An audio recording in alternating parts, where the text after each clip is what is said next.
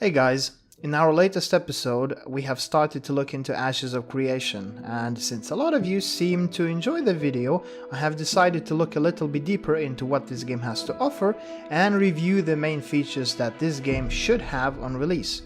But first of all, I would like to clarify something important. A few of my viewers were talking to me about this game and have expressed certain concerns about it becoming pay to win. But instead of reviewing the situation myself, I would like you to hear this. Now, what do you think about pay to win? Because I know that in your Kickstarter it said no pay to win, like the title. So, what do you think about that? And are you going to have a cash shop that you can earn extra money for a business because it's for profit, but also not affect the player's experience with absolutely. cash items? So I feel like that's one of the unique perspectives of Intrepid Studios as a company. Myself, coming from the background of being an MMORPG player first and then becoming a developer, really gave me certain feelings that I have pretty strong reservations on in regards to how the industry's moved more towards a monetization process that relies on pay-to-win mechanics and cash grab. Really, I'm not a fan of that at all, and Ashes of Creation will not experience that to any degree whatsoever.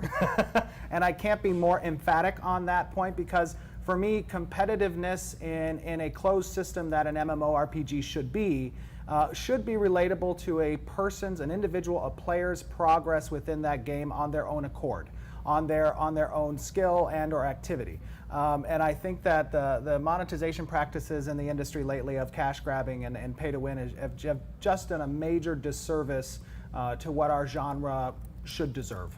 I don't think there is anything else that I can say to make it more clear. This is the main reason why this game is so important, not only to its fans, but to the whole genre itself. But now, without any further delay, let's dive deeper into what this game has to offer. First of all, it's the node system.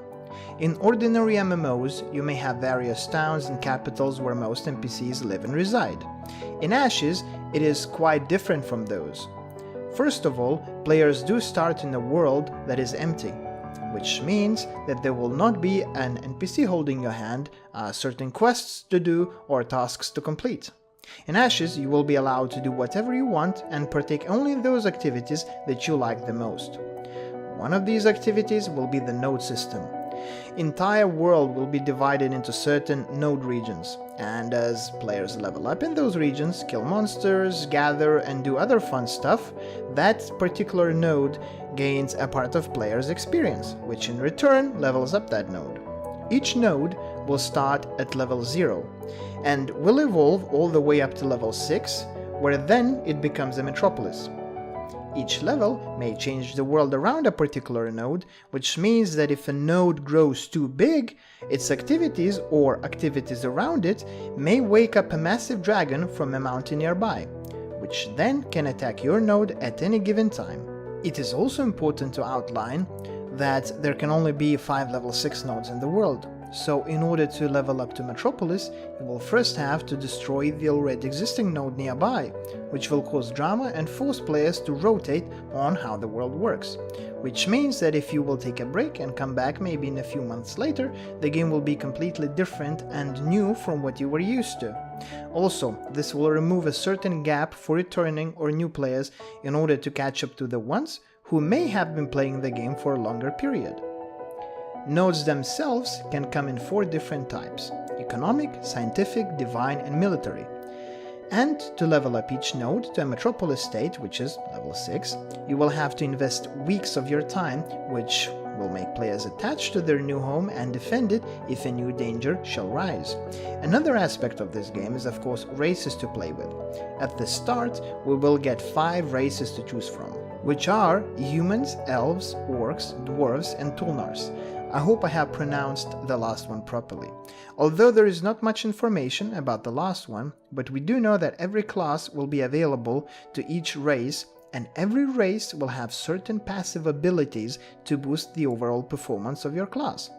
It is already known that there will be over 60 different class combinations in-game, and you will be able to mix 2 different professions in order to unlock a certain class that you want to play. For example, if you choose to be a Hawkeye, you will have to pick Ranger as your primary and secondary classes, but if you would like to be a Blade Dancer, you will have to pick Summoner and Fighter classes. The way I see it is that it will work in a similar way like an arcade, where you had to choose 3 subclasses to become something more specific and unique. Of course, races will be more important than just looks.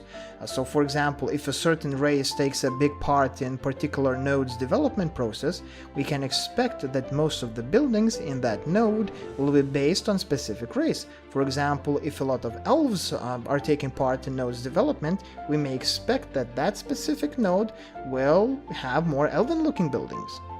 Ashes of Creation will also have an expansive crafting and trading system. Crafters, blacksmiths, smelters can set up their tool stations all around the world, and players who are gathering resources will have to supply these stations with materials. The problem is that it makes no sense for a single player to transport thousands of certain materials, so a caravan system is introduced. And here it gains a risk-reward factor. Maybe the item that you're crafting in your region is not that expensive, but other nodes in different regions may be willing to pay much more for your goods. The only option that you have in this case is to transport these items and sell them elsewhere, and you can do this by using a caravan system. But it is quite dangerous, since caravans will become PvP zones, where you will have to defend your shipment against raiders who want to take your stuff away. Also, players who crave for PvP will be given a unique opportunity to participate in naval battles, build ships and sail the open seas seeking for undiscovered treasures, and if that is not good enough and you would like to be more competitive, there will be arenas where you will be allowed to compete for the winner's title. Another thing that I personally love and cannot wait for is the player market. I remember that back in the day when I was playing Lineage 2, I had to sit in the market selling my goods with an active character, because there was no global marketplace, and it has given the players a unique opportunity to bargain, get nice deals and sell some good stuff for the best price possible. It was a whole different social aspect of the game, and Ashes of Creation will also have a similar system.